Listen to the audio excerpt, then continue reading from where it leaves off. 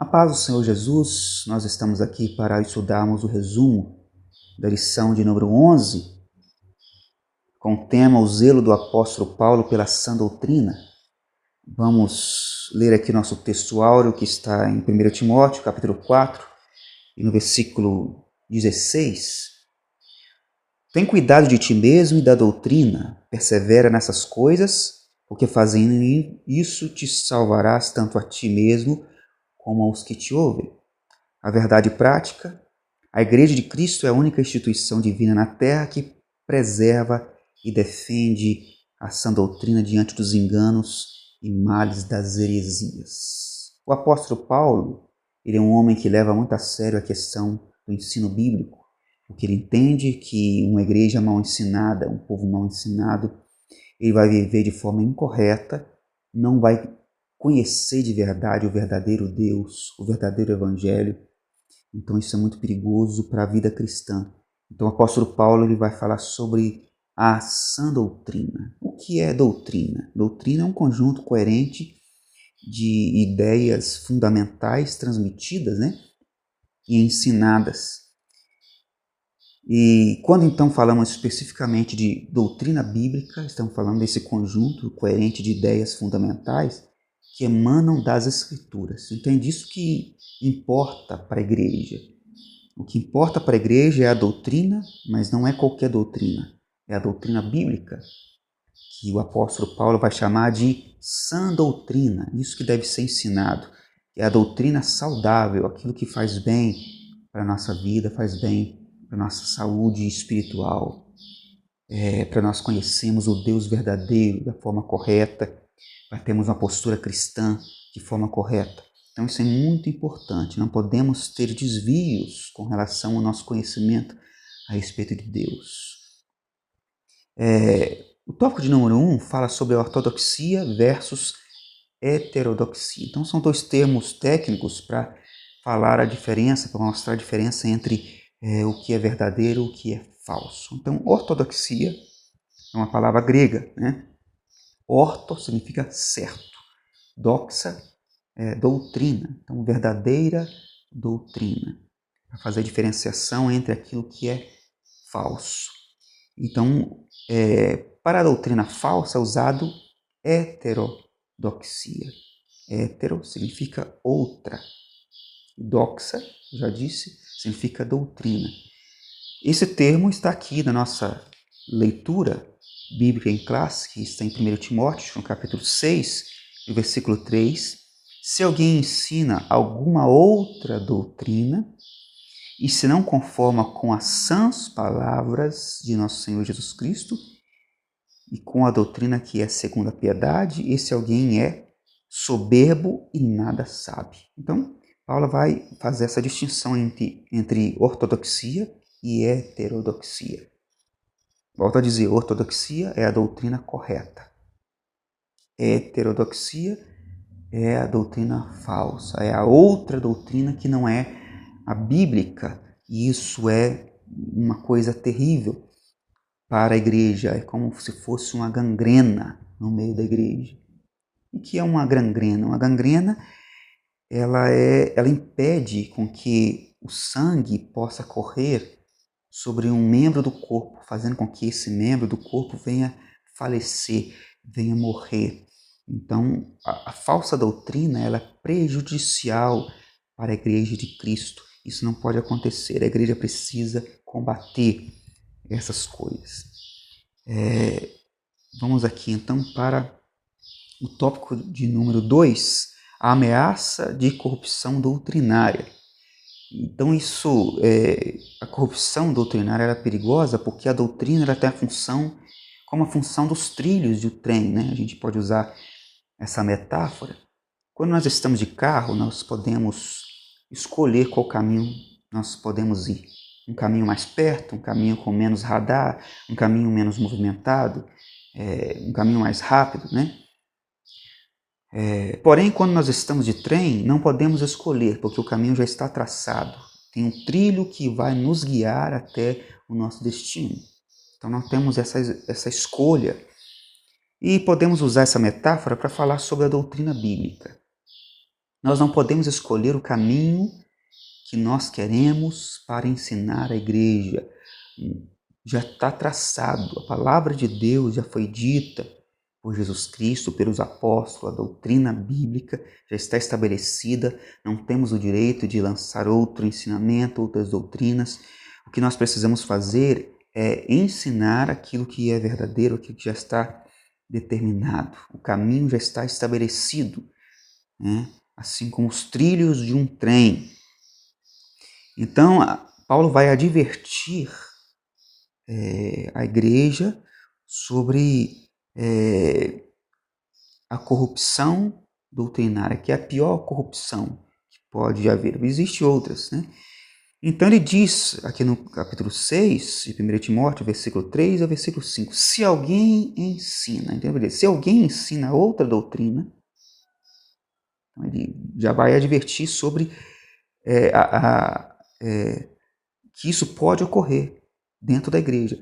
Se alguém ensina outra doutrina, esse alguém, então ele é soberbo, ele está delirando, ele está criando contendas na igreja, ele está trazendo divisões, porque ele está disseminando conhecimento e filosofias que não têm nenhum valor espiritual. E isso é muito comum no nosso país. Vivemos em um país que dissemina muita falsa doutrina, um dos países mais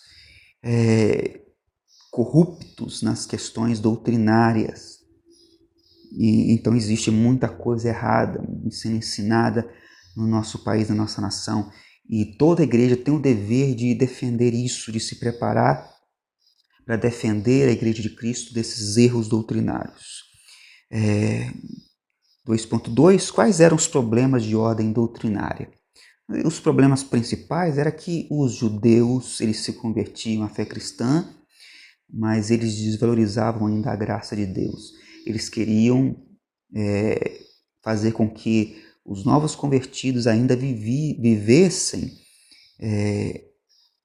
a vida antiga, judaizante, que ainda cumprissem as festas judaicas, guardassem o sábado, fossem circuncidados. Isso era uma forma de desvalorizar a graça de Deus, porque a graça de Deus ela é suficiente para nos salvar. Não precisamos desses amuletos, dessas coisas para nos salvar. E outra coisa terrível que acontecia era o gnosticismo. Eram pessoas também que vinham do mundo pagão e queria aplicar as doutrinas, os mitos da vida pagã e aplicar essas coisas na vida cristã. E isso não pode ocorrer. Então, se por um lado os judaizantes eles queriam desvalorizar a graça, dizendo para as pessoas que eles precisavam fazer algumas obras para ser salvos, por outro lado, tinham os gnósticos, que eles queriam, então, desvalorizar a graça, baratear a graça, dizendo que eles poderiam fazer o que quisessem com seu corpo físico, já que o corpo físico não tem nenhum valor, né? Então, eles poderiam adulterar, eles poderiam mentir, eles poderiam fazer o que quisessem com seu corpo físico, porque isso não traria para eles nenhum prejuízo. Então veja bem que são dois extremos opostos que vai de encontro às escrituras, à sã doutrina, e são terrivelmente contraditórios e maléficos para a vida cristã, para a saúde cristã. Então nós vamos aqui, ainda no tópico 2, o item de número 3. Fábulas e genealogias intermináveis. Então, Paulo está ensinando que aqueles que não pregam essa doutrina, ele precisa usar esse tempo falando de outras coisas, né? Ele vai usar esse tempo falando coisas que não é bíblica. Então, o que eles vão falar? Vão ensinar fábulas, vão ensinar historinhas, ficções, que podem ser até bonitinhas, histórias bonitas, mas elas não trazem vida espiritual, vigor. Não tem o trabalho que faz a chuva, como Moisés ensinou, em Deuteronômio 32, versículo 2, Goteje, Senhor, a sua doutrina, assim como um orvalho, sobre nós.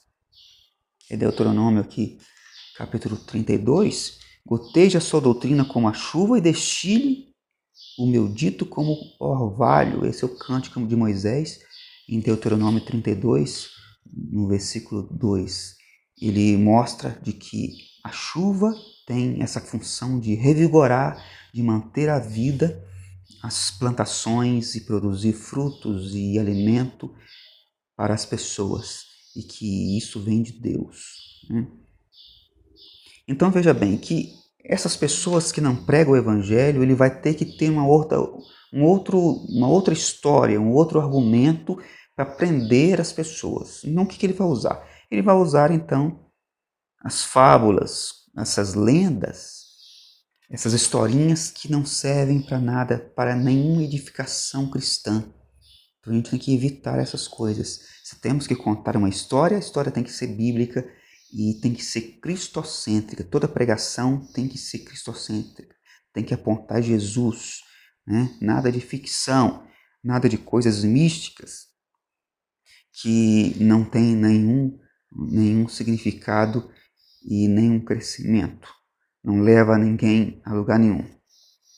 Vamos para o tópico de número 3, a igreja como guardiã da doutrina.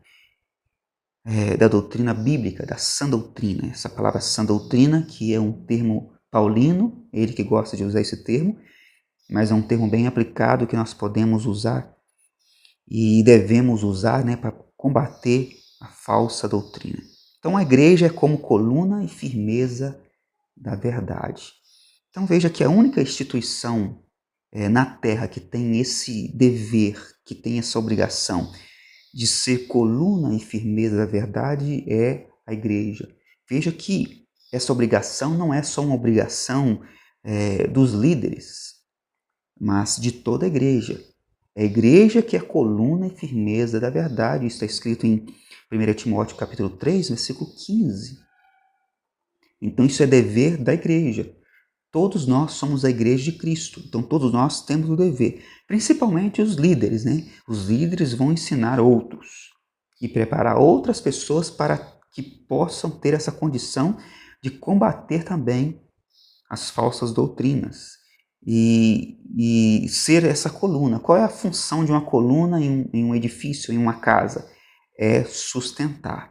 Então a igreja precisa sustentar a verdade, defender a verdade com firmeza.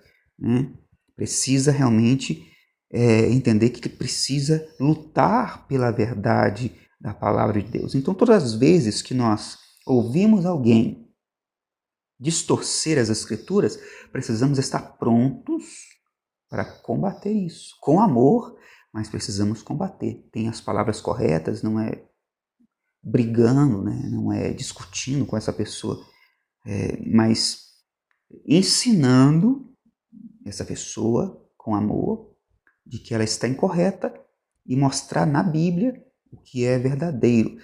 E é o nosso dever. Então, 3.2, o objetivo do zelo pela sã doutrina. Então, qual é o objetivo de nós lutarmos pela verdadeira doutrina? Tem algo por trás, Qual é a motivação para que nós venhamos fazer isso? Não podemos fazer isso de qualquer maneira ou com objetivos que não são verdadeiros. Então, o objetivo, a finalidade de defendermos a sã doutrina é o amor como prática sincera da fé em Cristo. O falso ensino e os falsos mestres geram contenda, dissensões e gangrenas na comunhão. Logo, não há cristianismo ortodoxo sem prática do amor e de um coração puro e de uma fé não fingida. Então, Paulo vai ensinar isso em 1 Coríntios 1,15, que essa sustentabilidade que deve haver por meio da igreja com relação à doutrina bíblica é justamente porque nós amamos as pessoas e não queremos que elas errem, que elas estejam aprendendo coisas erradas, que elas vivam no erro. Não é isso que nós queremos. Nós queremos que as pessoas aprendam a verdade e vivam pela verdade, e vivam a sã doutrina. Então isso que deve nos mover, que deve trazer para nós esse desejo de pregar aquilo que é verdadeiro, dizer para as pessoas aquilo que é bíblico e deixar então aquilo que é fábulas, aquilo que é mitos, aquilo que é ficção para trás. Precisamos ter um púlpito na nossa igreja, um púlpito saudável. O que é um púlpito saudável? De onde emana a verdadeira doutrina, de onde vai gotejar, como diz Moisés em seu cântico, aquilo que é verdadeiro, deixando para trás, deixando de lado tudo aquilo que é mentira, tudo que é falso. Porque o que liberta é a verdade. Jesus disse isso: conhecereis a verdade e a verdade vos libertará. Não seja enganado por falsas doutrinas e não deixe que outras pessoas permaneçam enganadas. É o nosso dever ensinar aquilo que é correto. Então, a primazia do amor. O fim do mandamento é o amor. Paulo escreveu isso a Timóteo. O amor aparece como um freio, um instrumento de equilíbrio no combate às falsas doutrinas. Na Epístola Paulina, o combate nunca é contra pessoas. Então, a nossa luta não é contra carne e sangue, Nosso combate não é contra as próprias pessoas, mas contra a falsa doutrina, contra a heterodoxia. Precisamos combater isso. Não podemos ter em mente de que quando estamos combatendo uma falsa doutrina, estamos lutando contra as pessoas. Isso é um entendimento incorreto. Nós estamos amando essas pessoas. Quando nós amamos alguém, nós queremos que elas aprendam o que é correto, o que é certo, o que vai dar para essas pessoas uma saúde espiritual, um vigor espiritual. Então esse é o desejo que deve nortear o nosso coração. Não é o ódio, não é a contenda, não é uma discussão sem fim e sem nenhum tipo de resultado, não. É uma discussão amorosa para trazer essas pessoas para a verdade, para trazer essas pessoas do erro para a verdade. E esse é o dever da igreja. Então, no amor, não há lugar para imparcialidade, pois se cultiva uma boa consciência, e também não há lugar para simulação, fingimento e hipocrisia, pois se cultivam a fé não fingida. Então, vamos aqui caminhando para a nossa conclusão. A Bíblia, a palavra de Deus, é a fonte genuína para a doutrina cristã. Por isso precisamos ser dedicados e estudantes das Sagradas Escrituras. Não podemos ter preguiça, essa verdadeira a palavra correta, de ler a nossa Bíblia, de estudar. A Bíblia não é para ser lida apenas, mas é para ser estudada. Precisamos pesquisar, precisamos saber, buscar a verdade, porque a verdade é que liberta o homem do engano, as pessoas do engano. Que Deus abençoe a sua vida. Espero que esse resumo tenha edificado você. Fique na paz do Senhor Jesus. Até semana que vem. Em nome de Jesus. Amém.